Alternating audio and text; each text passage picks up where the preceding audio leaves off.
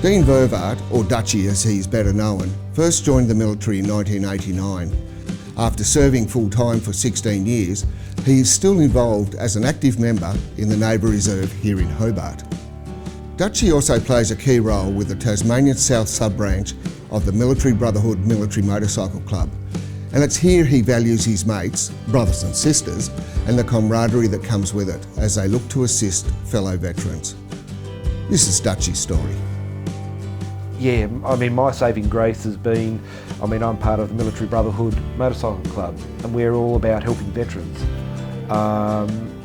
Hence this here. And basically what we're about is there to help veterans going through this, because they feel lost. And I think as veterans we all feel that. Thanks everybody for coming along today.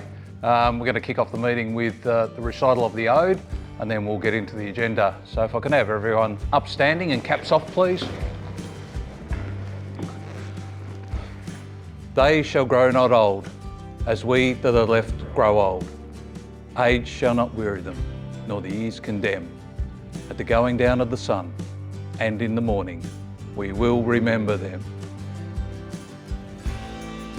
lest we forget. Thanks everybody, please take a seat. As I said, my saving grace is that I get to hang out with a group of veterans that speak the same speak.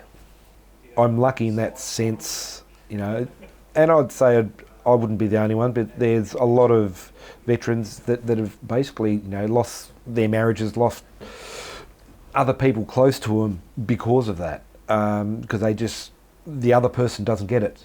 The other partner, whether it's husband, wife, whatever it may be. It is different.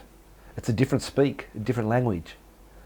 And that's one thing I'm finding, trying to assist veterans, that once we talk to another veteran, we open up, that we haven't been able to open up for ages. And a lot of them, sometimes it brings tears and emotions to the forefront, but they're so glad that they've been able to get them out. And as I said, for this crew that I'm with, they're my saving grace. I get to pull the mickey out of them and all that kind of stuff, as they do with me. All right, well if that's everything we have on the meeting, we'll call that closed, and beautiful day, we'll go and saddle up and go for a ride, eh? Let's go down to Dover. Down to Dover today. Excellent. Down to the RSL. Awesome. There we are, looking around at the beautiful piece of work that is Pecker's bike. A pretty flash Indian Pursuit. It's a new acquisition, so still getting used to it, but... And he only had to sell his house just to get it, so that's fine.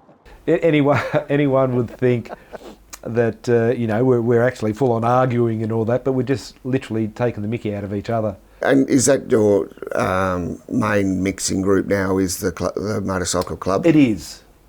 Years ago I used to play baseball and all that sort of stuff, but due to my military career and injuries and good old osteoarthritis that's set in, I don't play that as much as I used to, but I still love it. But yeah, my main crew that I mix around is with the Military Brotherhood, because they just get it. It's really hard to explain to a non-military person of, you put your life in their hands, they put theirs in yours. So it's a family, a brotherhood and sisterhood. So, and that's one of the reasons why I like the Military Brotherhood, because we also involve the females, where a lot of the other military clubs don't involve the females. And as far as I'm concerned, if they've signed the dotted line as well, they're part of it as well. They deserve as much as the guys do.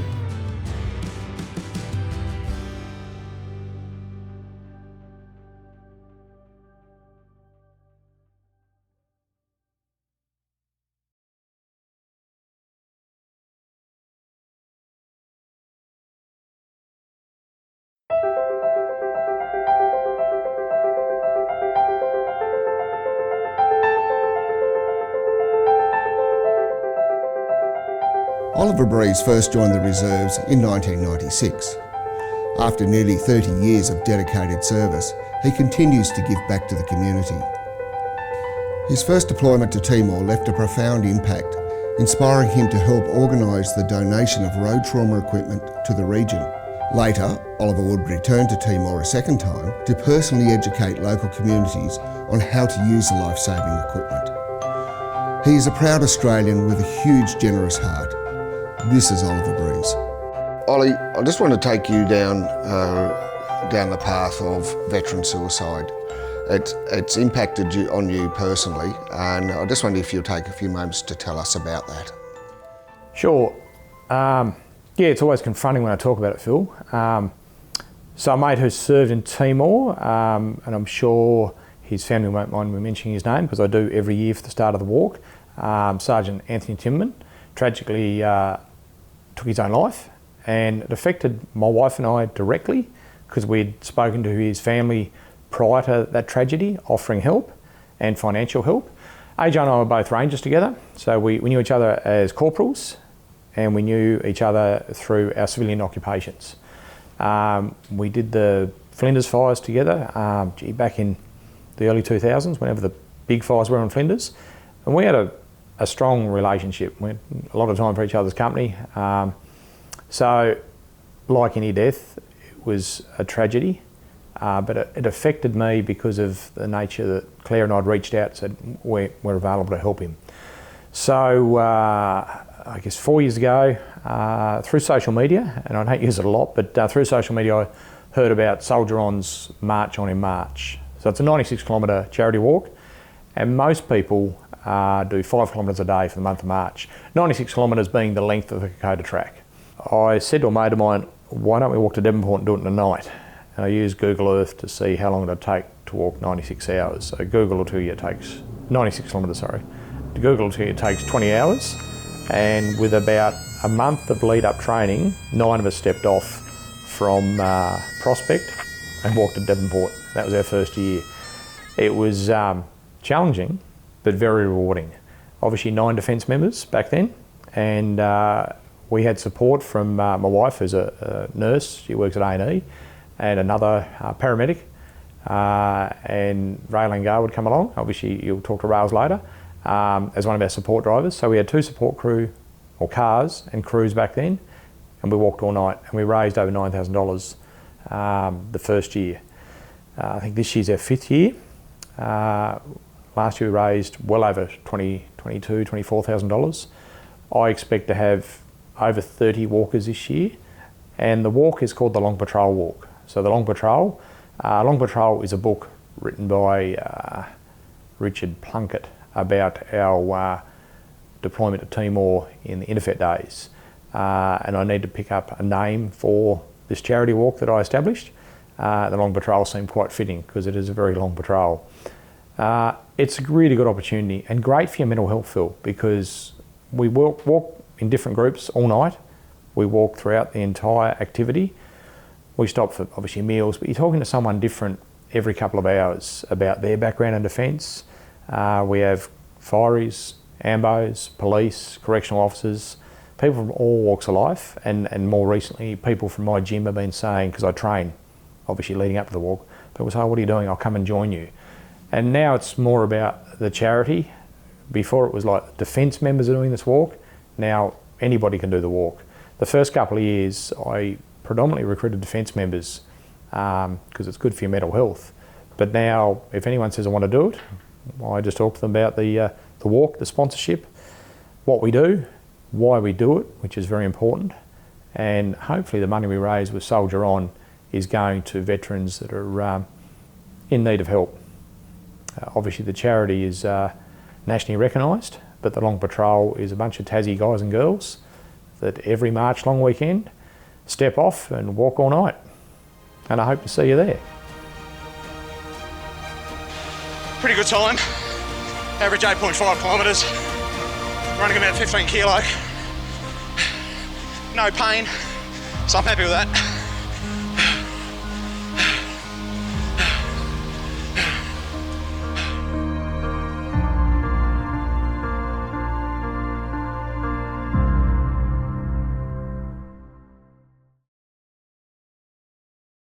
The story of Michaela Gilewicz is somewhat of a different one. It's of the highs, the lows, the disappointment of being medically discharged from defence, to the euphoria of competing at the International Invictus Games. But through everything that life has thrown at her and her family, when listening to Michaela speak, you can't help but feel a sense of pride and to feel inspired. This is our friend, Michaela.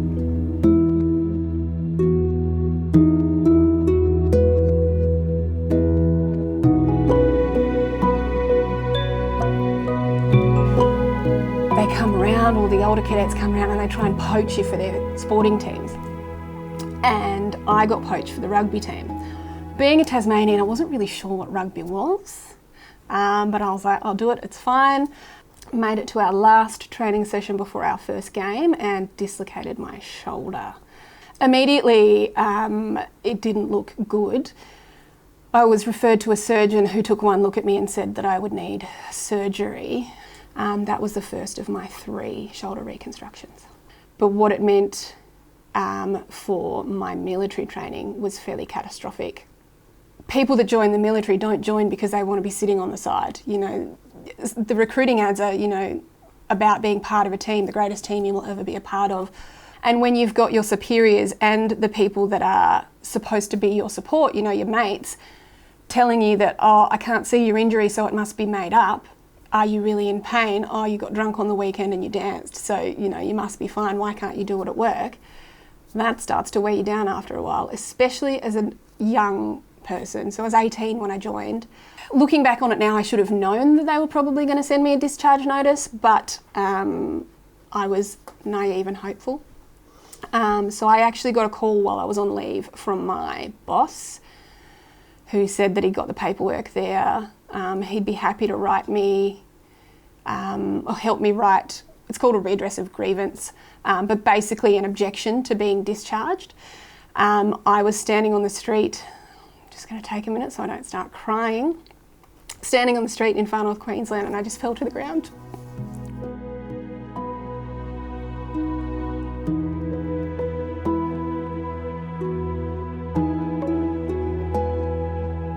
I did get to meet Prince Harry, and funnily enough, if you watch this interview, it was because I did this classic thing where I cried.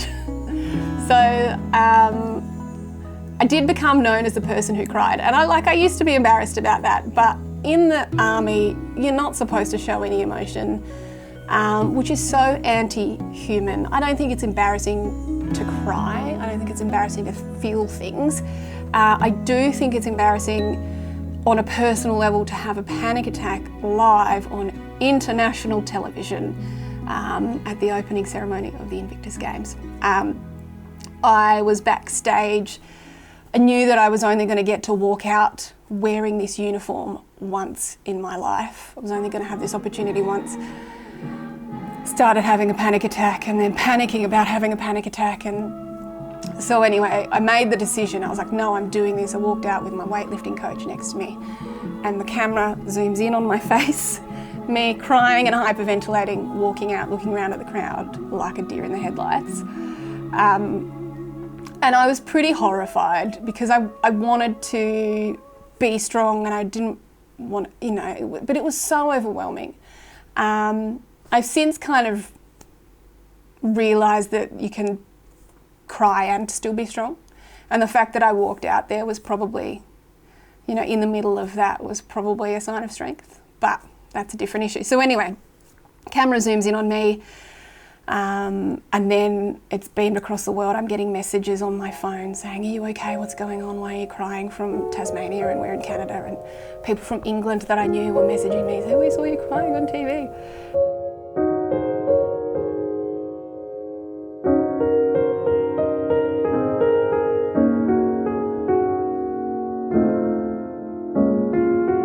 My dad's service in Vietnam was quite traumatic. He was with 7 RAR. He was a forward scout in his section. He didn't talk about it a lot, but we've heard a lot of stories over the years. I don't have any memories of my dad, so everything I know of him and his service are memories from other people. I know that he was a good soldier. He was encouraged to stay on after his conscription or national service ended. In 1991, my dad was suffering from a post-traumatic stress episode. Unfortunately, when he was experiencing those episodes, he could become quite aggressive. Not physically violent, so far as I'm aware, but he had made threatening phone calls. My mum had actually taken my brother and I to the women's shelter. She had decided at that point that Dad really needed to work on his mental health before we could all live together as a family. And he had made threatening phone calls to my grandfather. I'm not sure who called the police, but somebody called the police and the Special Operations Group were sent up. The story about what happened up there is, in my mind, unknown, because Tasmania police made accusations about my father's behaviour, which the evidence showed were probably not true. And after one shot was fired, my dad died,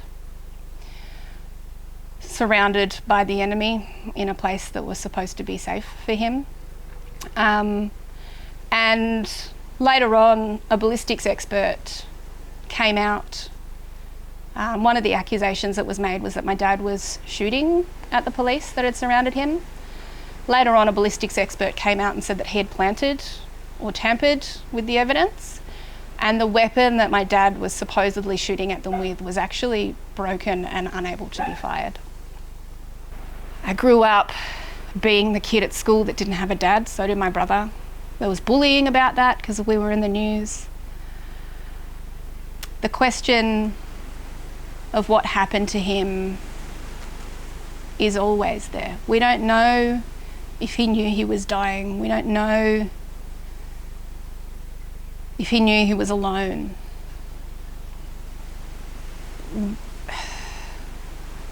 I think if, for example, they went up there and somebody panicked and they shot him because they were scared, and they came out and said, I panicked and I shot him because I was scared, at least then we would know. But we don't know, because there were lies and there were cover-ups, and whether that was just because they were panicking about what happened or because they went up there and did the wrong thing on purpose, we're never going to find that out. And that is, we can't get any closure. So what do you do with that?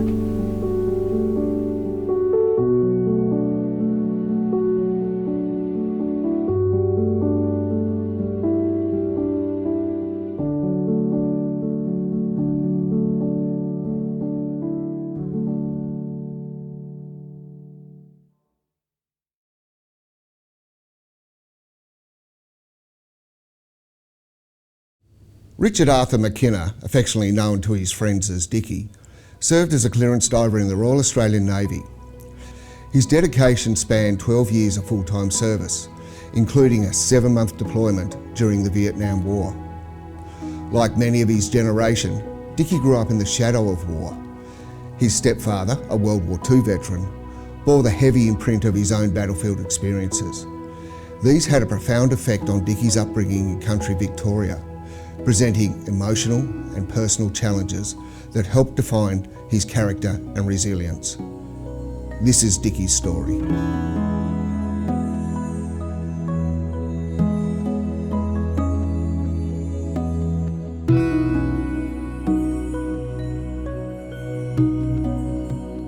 Well, it was really hard to begin with, and as a kid you just don't realise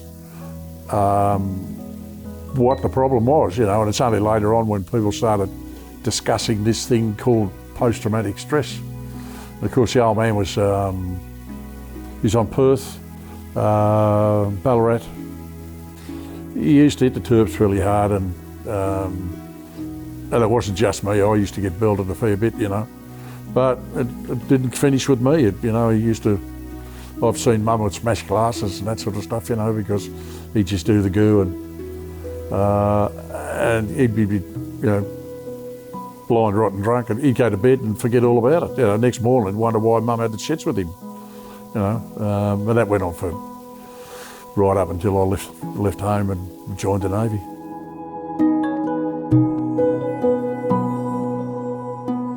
While you were away in Southeast Asia, Yeah. How did you stay in touch with Lorraine? Just letters. I've still got them.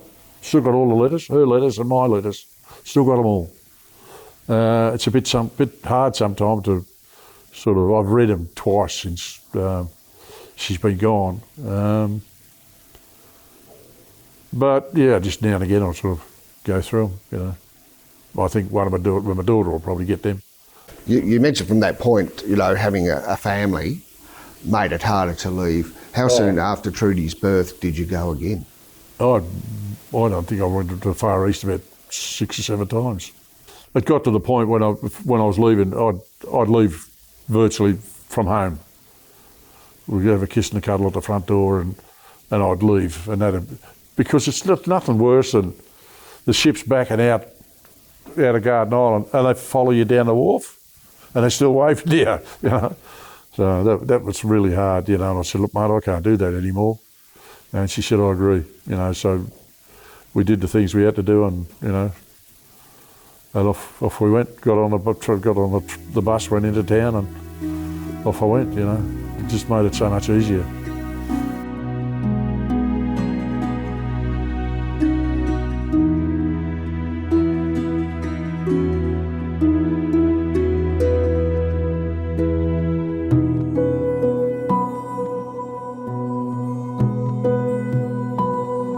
In that time of serving, what did you learn about yourself? I think, in a way, it was sort of a growing up period. I mean, I don't, you know, you hear people say, "Oh, yeah, this is the period that really cemented my train of thought," or whatever it is. You know, you're harder to be surprised with things, whether they be funny or whether they be dangerous. I think that you're more settled within yourself, I think, and you tend to cope much better because you've already been through it. Yeah, you become less likely to panic about things. And I think sometimes my missus think, you know, this is serious. But now that you've been through whatever you've been through, it tends to be less important. I mean, you to get on and do it, you know. And I think it gives you that feeling within yourself that most things that crop up you can cope with because of what you've already been through. Well, I had a flagpole before. Oh, did you? Yeah, and I've thought about it for some time, you know. I suppose I'm a bit patriotic, you know, that's the bottom line.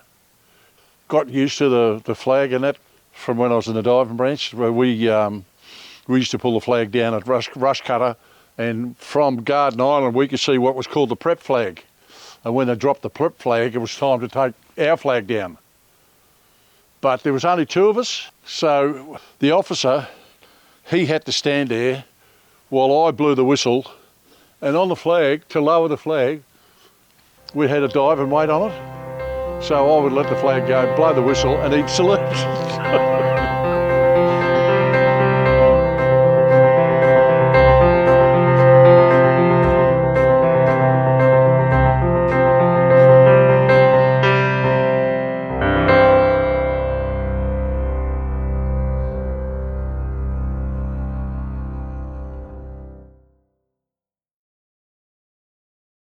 When Linda Corbould joined the Royal Australian Air Force in 1981, women were still prohibited from becoming pilots.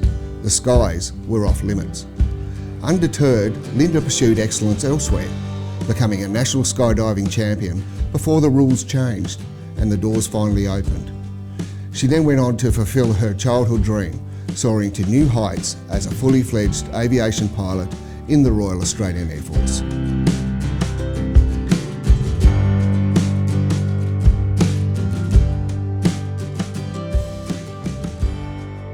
Oh, I think actually that's probably an interesting story, because when I was about 12 years old, the Air Force roulette flying display team flew here in Launceston over the gorge for the head of the river rowing regatta. And I saw those aeroplanes fly, and I looked up and I said to my dad, and I remember it as clear as day, I want to do that. So it took many years, and while I didn't fly the roulettes, I certainly flew military airplanes, and that's how it started for me. So I knew at a young age what I wanted to do. The first time I went into recruiting, which was down in Hobart, and said I want to be a pilot, they laughed at me. And I remember that to this day as well.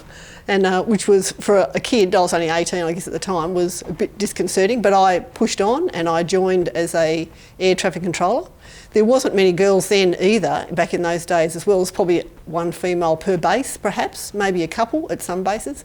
But as we know, all that's changed. It's grown a lot of female air traffic controllers now. Air crew is growing as well, but still not the numbers that we'd like them to be.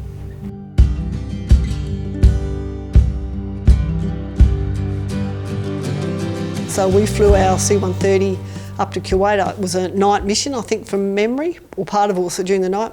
We loaded the aeroplane, picked up a security team, because again, this was the first time one of our C-130s had been into Baghdad, and flew those supplies into Baghdad. So it had a Navy element, it had the Air Force element who delivered, and the Army element was our security. And it went seamlessly. And I was the mission commander for that, so I actually didn't fly the aeroplane. A pilot by the name of Pierre Delane flew that. But I was in the back and I managed the whole mission, planned it, organised it.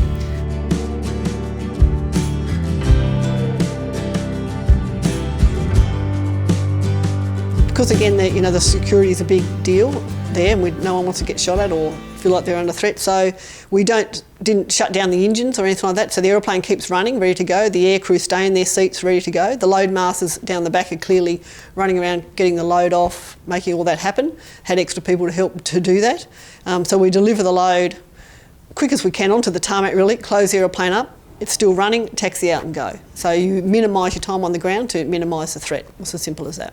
After the Middle East, I guess the Australian government realised that we needed a bigger capability for airlift. Airlift, a lot of the time you see the fighters doing their thing, which they do a tremendous job.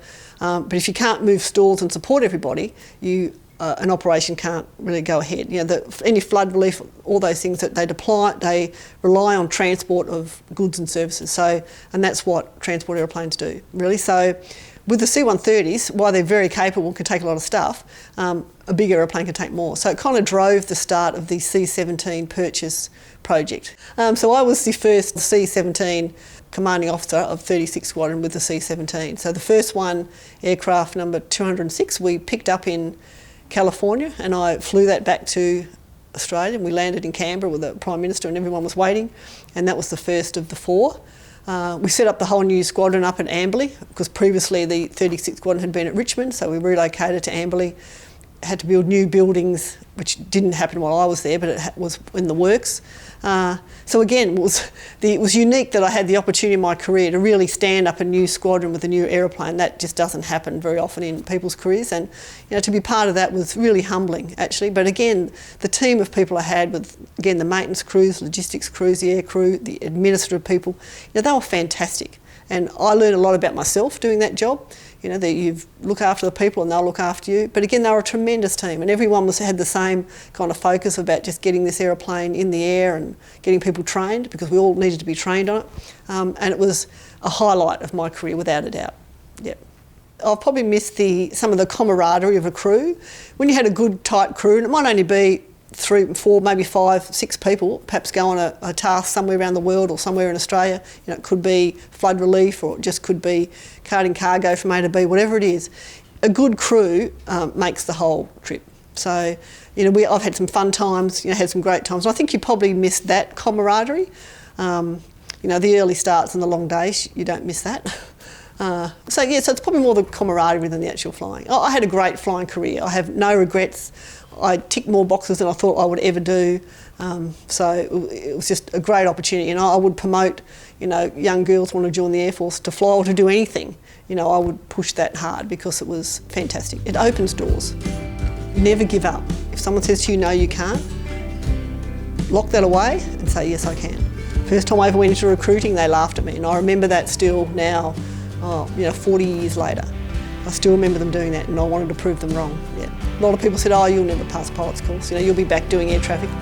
Prove them wrong.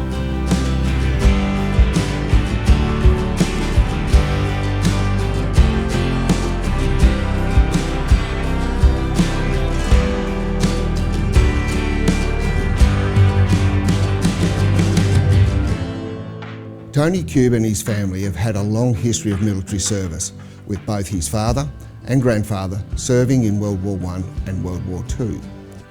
After missing out on national service in February 1970, Tony soon joined the regular army and became an engineer serving in South Vietnam before returning to Australia on the last HMAS Sydney in March 1972.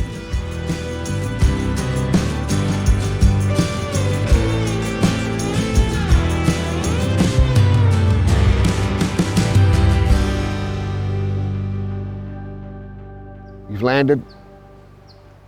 What happened then? You know, you've stepped off an aircraft into a foreign country that's in conflict. What were you feeling at that time?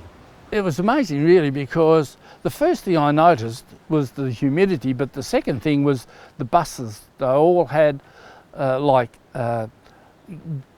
guards on them so that grenades would reflect off of them, and funnily enough, the toilets, no doors on the toilets, and it just was such a bit of a cultural shock, really.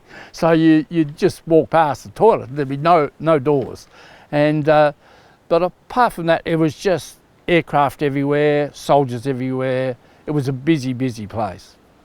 How did you feel that, you know, as the battalions had gone, the soldiers were gone, and you were still there? Well, you felt, I can tell you felt very much alone. You almost felt like you could be sacrificial lamb, that you didn't, if you got overrun, it wouldn't matter, you know. That's how a lot of people felt towards the end. But like I said, we were so busy, we were doing all sorts of stuff. You would have lots of red alerts, and so you would have to go and search buildings, go and, you know, pitch black dark, you know, you've had to do that sort of stuff all through, and that was very common. You would do picket duty, and you didn't go in pairs, you would go by yourself. So you would walk probably 500 metres or to 1,000 metres, and you would be walking by yourself through the sand, wind blowing, pitch black dark, and believe me, it was pretty hairy. And I'm sure if someone had said hello, I think I would have killed them. This is where I thought the Army was fantastic, because it created a team, and one would do everything to help the other one out. And it was never an issue about leaving somebody behind, or you would always help. If someone fell behind while you were doing a route march or anything like that, someone would go back and pick them up. You know, it was one of those experiences in life that I think that shapes you as a person. But I found it very difficult to concentrate, very difficult to communicate. There was a lot of angst towards anybody who'd been in the military. I went on an intervarsity to Macquarie Uni in 1975. I'd been out somewhere and I'd had a return from active service badge on my jacket. And I went to this welcome party or introduction, and I got abused and really, not spat on, but spat on my feet and all that sort of stuff. And I took the return from active service badge off, and to this day I've never put it on. Just because of that single incident? Yep. It was such a, and I didn't mention to anybody that I was with. I just put it in the back of my mind, and I just got on with it. Well, I didn't do AGS that day for many years. I just couldn't get myself into gear to go and do it. You know, I attempted it a few times, but really I didn't. And really, I think that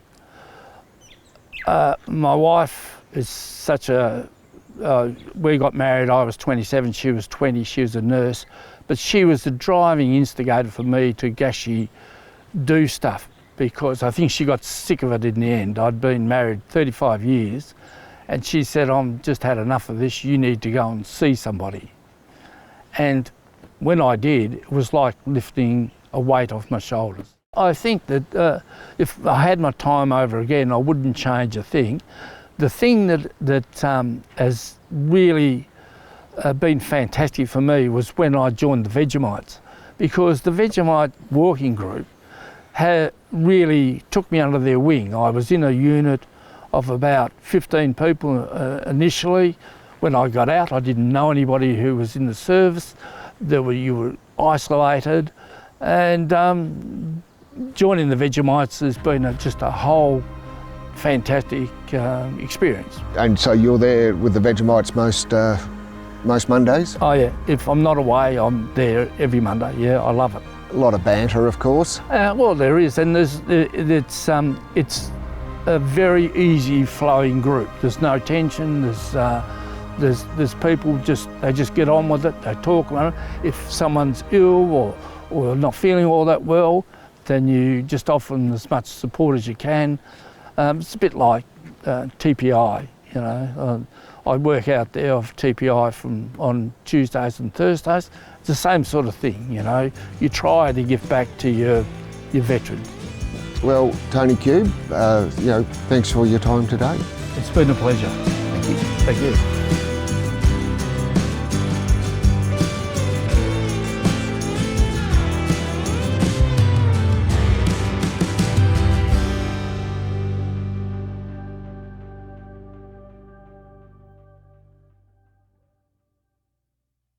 In 1983, Ray Williams was assigned to UNSO in the Middle East as a peacekeeper. He served on 2 stations, initially on the Golan Heights and then finally into Beirut. It was the civil war which was raging in Beirut at the time that caused the ongoing trauma for Ray and many others.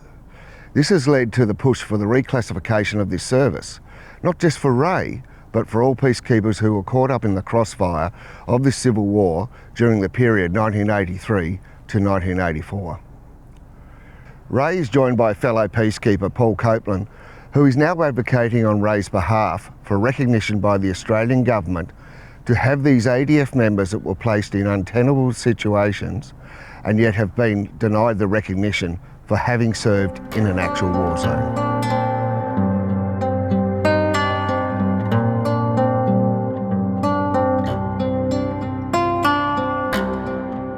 When you were assigned in there, 2 weeks before that, in October, yep.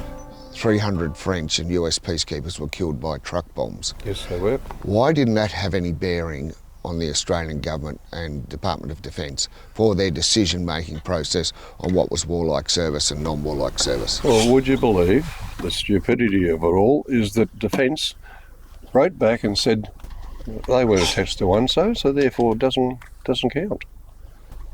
So, despite them dying in a violent conflict with truck bombs driven through their barracks, and I believe a couple of Lebanese civilians also were killed, that the Australian government states that is not relevant to declaring your service warlike. No, because they weren't part of UNSO. So it came to a point, particularly in early February 1984, when West Beirut was being highly targeted. Most of the Western embassies that were located there were evacuated, including the Australian Embassy. As a matter of fact, embassy staff were cowering, sheltering away from the artillery and rocket fire that was striking the Australian Embassy at that time, and were waiting for a break in the fire to evacuate. It took some time to get out. The multinational force was unable to prevent those attacks. So what occurred after those embassies were evacuated in February, we then saw the gradual withdrawal of the multinational force out of Lebanon completely. The last remnants were the US Marines that stuck around and protected the US Embassy, and the US Embassy was evacuated onto the warships that were with the 6th Fleet at that time in the Mediterranean. Australia did not send another ambassador back to Beirut after February 1984 until 1995. That gives you the idea of the threat that was actually available at that time. That meant that they had to take their embassy staff out for their own safety. You got to ask the question, with Ray's case and Major Joe Casey's case, they weren't evacuated out for their own safety. they were remaining in position and they were undertaking their duties as they were doing before the actual conflict came to the point where it did at that time. Royal Australian Air Force Hercules transport aircraft flying into Ton Son Nhut Airport in Saigon, evacuating orphans and taking off, that was war service. They weren't armed, they had no rules of engagement, they had no orders for opening fire. Yet Ray was unarmed, no rules of engagement, orders for opening fire in Beirut. Doesn't get war service, but these guys do. Well, probably the culmination of all this is that we don't have or have not had the right of reply to these, not so much allegations, but the statements put forward by defence. Our arguments haven't been listened to, right? We can't countermand anything or dispute the references because we're not entitled to it. So this brings us down to why can't we have a independent review by a semi-judicial person that has some sort of background knowledge of defence activities. But keep it at arm's length from defence and DVA. Don't be influenced by them. Let's have an independent umpire, right? And that not only would be beneficial to my case, because we would have the opportunity to put forward our case and our views and countermand what defence is saying, but it would also give these other people from these other deployments the opportunity as well. And why not? And if everybody agrees to abide by the umpire's decision, so be it. Would you like to see it under a person or a panel? I think a panel, because one person can be biased. They may not have a full understanding, right? I think a panel would be more appropriate, right? And they need to interview those people that are on the ground. They need to interview people that, have a story to tell. Would you like to see veterans represented on that panel? I certainly would, yes. Rather than just be made up of bureaucrats out of Canberra? Yes, I do. Yes, I would. So Ray, all these years later, is there anything else you'd really like to say? There are other people out there that have done similar and been exposed to similar situations I have, and they too need to be recognised. They really do. Because I'm sure they've had their traumas in life, and it's affected them probably in many ways. Right? It's affected me in a number of ways, and it's affected other veterans as well. And Defence is not doing their homework. They're not doing justice to the veterans.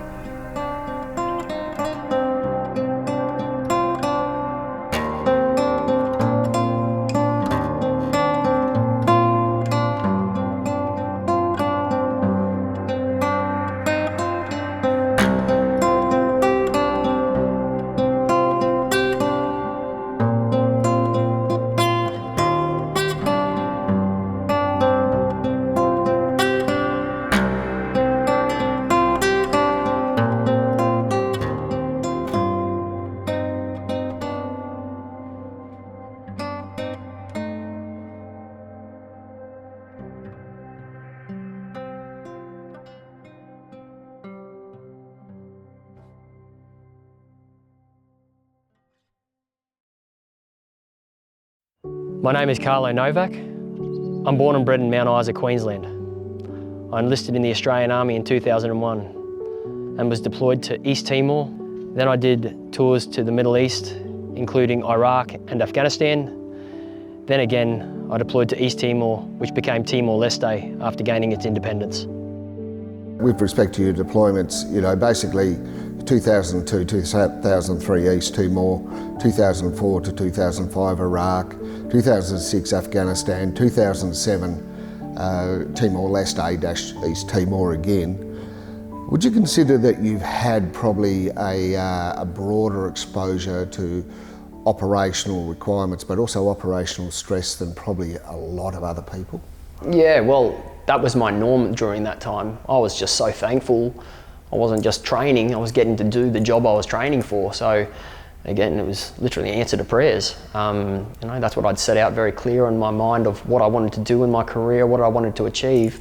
I never in a million years would have thought that I would have achieved so much in such a short period of time. But again, that's where it goes into the history books now, that we became one of the highest deployed battalions since Vietnam, and it was because of the successes that we were achieving.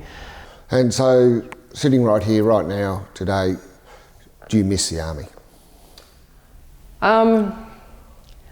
Look, you can romanticise the things that you've experienced, and when we catch up, the boys and I will. It's like you just leave where you left off. I know yourself, you're a veteran yourself, so surely you could relate with that. But no, as I've gotten older, I'm in my 40s now, there are definitely times where I'll remember things that we did and go, far out, that was crazy. And I'll go, but yeah, my body is not keen on doing that. Just because I can doesn't mean it's a good thing for me. So I had over the years, those sort of thoughts of maybe I could go back in as a reserve and pay it forward to the next younger generation coming through. Who knows, maybe that would come through, I never discount that. But no, I'm very happy with what I've been afforded in life. Especially, we lost boys from our unit, and one of them in particular who was quite near and dear to us in our team, in our brotherhood, Scotty Palmer. He was only 28 when he passed away in that chopper crash in 2010, and and that's why all of us wear those remembrance bracelets. It's that mindset of not losing that gratitude for what we've been afforded. The man, he left a beautiful mum and dad and his brother behind, but he had a ute to his name. That was what was left, and I've been afforded to have a beautiful family now, kids, and I've got a beautiful wife. Oh man, the blessings that you gain after all the incidences that we'd been in, and now again the magnitude of what we experienced. Your mind can only understand and comprehend so much at the time, especially a man in your early 20s. So I'll have those moments sometimes pop into my mind and then go, far out, I could have died easily in that situation, and lived to tell the tale. So in a whole, I think the veteran community at large, anyone that's joined the military, you're always going to have that sense of servitude, and that was something that was ingrained in me, and what was one of the big driving reasons why I wanted to join the military. I wanted to do something that was bigger than me. I love Australia, I'm a very patriotic man because my father and mother coming over here, my mother came from quite a wealthy family, but my father, as I said, he came from nothing, and so we were always brought up to be so grateful for the freedoms, the opportunities that we have in this country.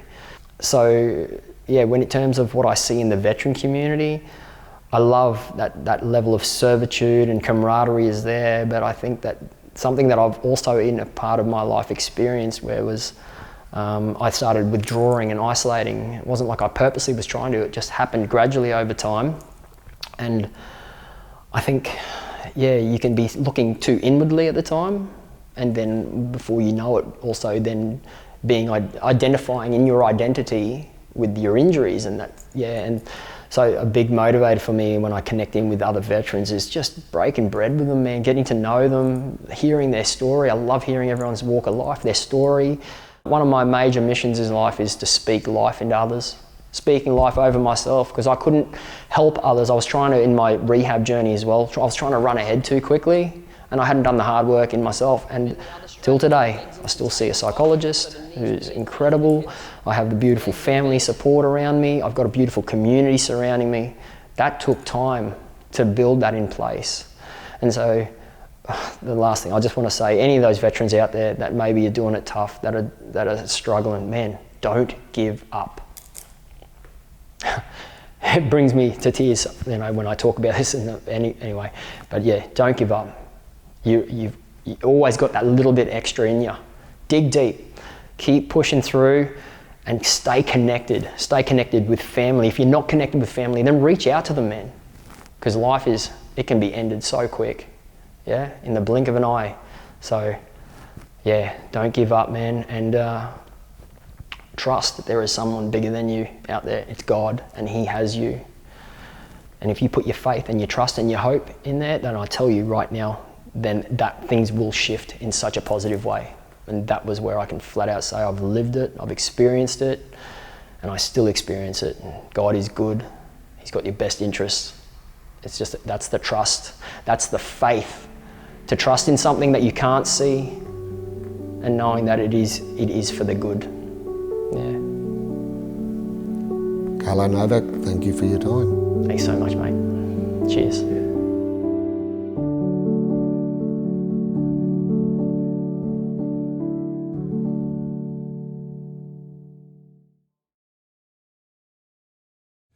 Today we introduce Lieutenant Commander Harry No, whose career with the Royal Australian Navy spans just short of a very remarkable 47 years.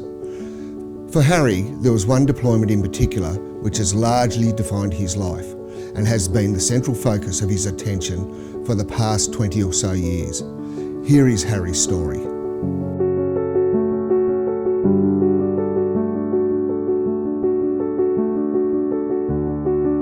I guess I started becoming fully involved probably over 20 years ago, and there's been many approaches in different ways, shapes or forms to governments and ministers and medals and honours and awards and you name it. But we always get the same answer back, you know, you're not entitled because.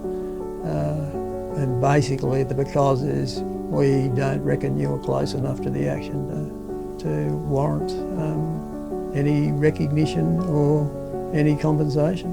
What it got down to at the end of the day, and I think where we made the most progress was it was the atmospheric detonations. And that's, you know, we wanted to, well, they're the worst ones of the lot, you know, they're detonating the damn things in the air, you know, and the stuff's going everywhere. And that was part of our protest, you know, was to make sure that didn't happen anymore. And from that point forward, when we come back home again, that was pretty much the case. They never did another atmospheric test. But that's never been recognised by our government, or I mean, it may have well been recognised by the New Zealand government, but they don't seem to see that as being something that we actually achieved. So in relation to that, how would the ship going through those waters affect people on HMAS Supply and the New Zealand ships? Well, the water, I mean, there was a couple of things. I mean, we had vegetables which were stored on upper decks. We had situations where, you know, that if there was radiation or contamination, that, you know, they weren't covered or anything like that, because, you know, you'd be exposed to freshness, I suppose.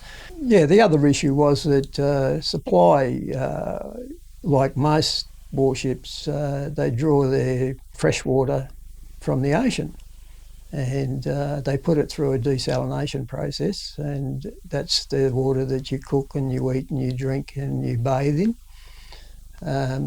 So that's how we do it. I mean, the desalination process was pretty good, but it didn't get rid of radiation. It might have got rid of the salt and the other contaminants along those lines, but they weren't made to get rid of radiation. So we had no idea what we were exposed to, you know, other than, you know, what we were sucking out of the ocean and what we were drinking and what we were eating. But we weren't really ever tested in any way, shape or form, you know. You look all right, you're healthy, off you go. You know, so there was no way of knowing whether anyone was contaminated in any way, shape or form. I often get phone calls from guys that I still know, or still in touch with on the ship, and I get either the daughters or the sons of people that were on there asking me about, you know, what's happening in this space, and, you know, that they've got related issues and problems that relate to, atomic or nuclear type diseases and things that they got. And, asking me, do I know or who they can get in contact with. Did the Australian government, Department of Veterans Affairs or Department of Defence, provide any recognition? No, there was no recognition. There was nothing. I mean, it was, and I think it all stemmed to what we were talking about earlier on, where the ship wasn't recognised as operating in a hazardous or an operational area.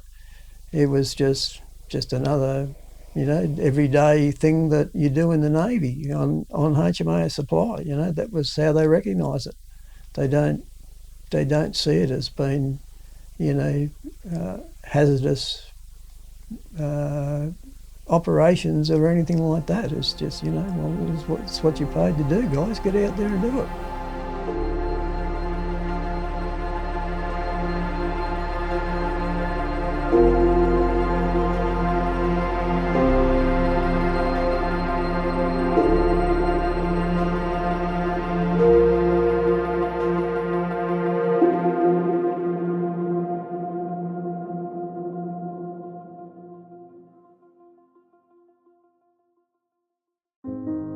Graham Halton joined the Royal Australian Navy in 1959. In 1965, he was part of the naval escorts taking the troop ship Sydney to Vietnam. Over the past 20 years, Graham has led the Tasmanian branch of the TPI as president, a role he has greatly cherished as a veteran. We thank Graham very much for this contribution, as well as his role in obtaining the DVA grant who have supported this interview series.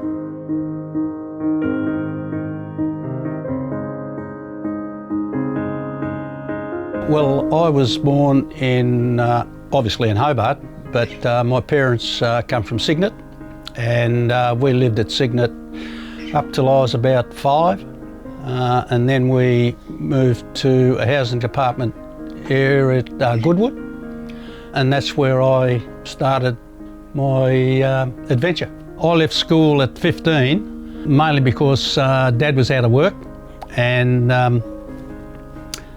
I thought Mum and Dad were sort of paying for the 3 of my brother and sister to go to Catholic schools.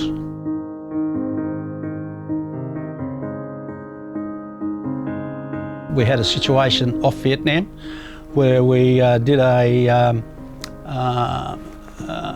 gunnery shoot off the coast, and I just happened to leave my action station. I was told to sort of, we could stand down from my action station. And A and B turret, they were part of our section, which was called Red Section, and the after turret was Blue Section. Anyway, they said that Red System can stand down, but Blue System can still stand too. And I didn't realise that that pipe had been made, and I decided I'd go down to the quarterdeck for a smoke. And as I walked under X turret, I fired both barrels, and probably about, well, from here to the roof above my head, and I've suffered with tinnitus after that and hearing loss, and that led me to look at DVA support.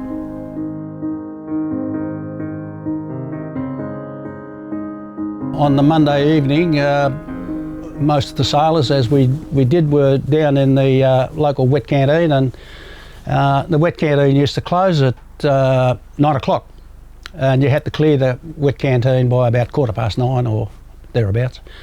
And the word come through at about 5 to 9 that Voyager and Melbourne had collided, and so everyone just left and went back to our accommodation spaces and sat in front of the TV till probably midnight, listening to and watching the situation unfold off the New South Wales coast. 4 or 5 chaps that had posted from Cerberus with me onto Voyager. One of the guys that I knew, he didn't make it off. 2 of the mates that I knew did make it. One guy who's since left us, he got the BEM for helping guys out of the forward section. On a moonless February night, some 6 decades ago, Two Australian naval ships, the HMAS Voyager and the HMAS Melbourne, collided while on exercises off the south coast of New South Wales. The Voyager was cut in two and sunk. 82 men perished that night. We grouped around the hull and realised it was going down pretty quick, so I just turned around and struck off straight and swam as far away as I could get. So when I was stopped and turned around again, the bow was just disappearing in the sea. Poof, gone. Oh, extraordinary. When I saw that we were actually going to hit her, it moved. There's a doorway into the flying control position on the left-hand side of the compass platform. I moved myself into the doorway and braced against the door, and then there was the bump, and there were sparks on our flight deck. I don't remember seeing anything of the forward section after that. You heard people say, over here, where am I? Or where is somebody else? Looking back at those times, did you realise the sacrifice of family, you know, in supporting you as a serving member, or was it just one of those things that was almost expected because that's the way life was? Thinking about it today, and probably remembering back then, it was probably more, this is life. And it was the old saying, you know, if they wanted you to have a wife, they would have issued you with one. And I think we sort of looked at it that way, because you were bulletproof, and you just accepted it. Not like today's Defence Force, you know, it's so different.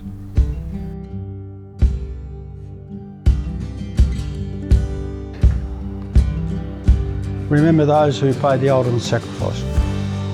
They shall not grow old as we that are left grow old. They shall not weary them nor the years condemn. At the going down of the sun, and in the morning we will remember them. We will remember them. Lest we forget. Lest we forget. Thanks, gents. When I first started, the transition was probably my age group didn't partake in very much at TPI. It was mainly the World War II guys, maybe a couple of Koreans, but mostly TPI. TPI World War II guys. And it wasn't until my age group got to their age group that we started to do what they were doing. One of our big functions that we have is Anzac Day. We've had the North Hobart Football Club came to us and said, is there any way that we can have an Anzac Day commemoration on the footy field with a full catapult party, a drummer, a bugler. We have a vocalist who sings both the national anthems of the two countries. It's a set game. It's set for North Hobart and Lauderdale. The other thing that I'd like to see in Hobart, because I think Hobart's too small to have so many ESOs, ex-service organisations, that we all should be under one roof. And we provide everything from under one roof. But there's people out there who are against that. So, you know, and I brought that up with the RSL back in 2005, 2006. And it was like trying to bump your bum on the moon.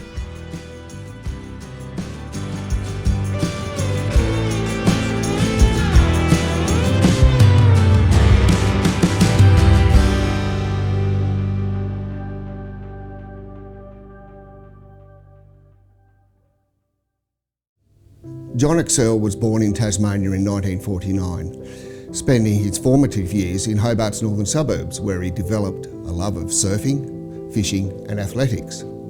In his own words, John viewed his conscription with youthful naivety as an opportunity to escape and see the world. But like so many Vietnam veterans of that era, he went on to endure a series of experiences that left a lasting impact on his life beyond the regular army. This is John's story.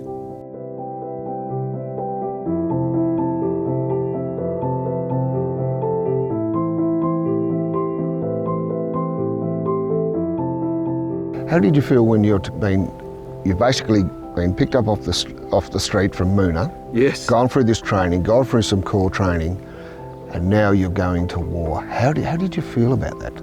I felt somewhat inadequate.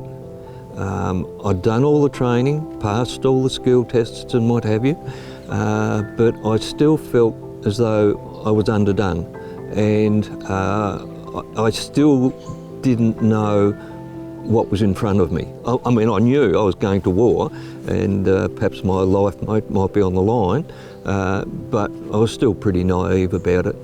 Yeah. Would you say around the nervousness there was also an element of excitement?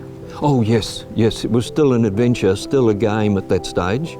Once I got to Vietnam, it became a whole lot more real, and I felt even more inadequate because I didn't join the battalion until after Christmas, and the battalion was going in February. The battalion had done all its training, and I'd only come through recruit training, core training and Kanunga. So I hadn't a feel for how the battalion worked. We were meeting people for the first time in the platoon. Yeah, so I really felt underdone.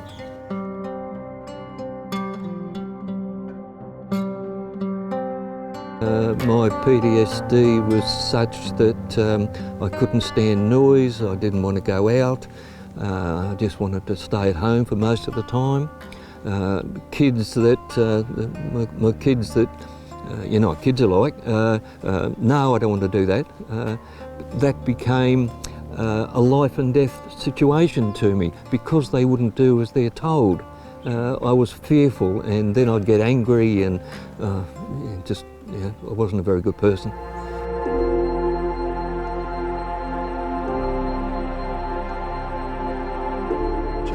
I eventually fronted up at the Vietnam Veterans Counselling Service in town, and I spent an awful long time there in group sessions and one-on-one sessions.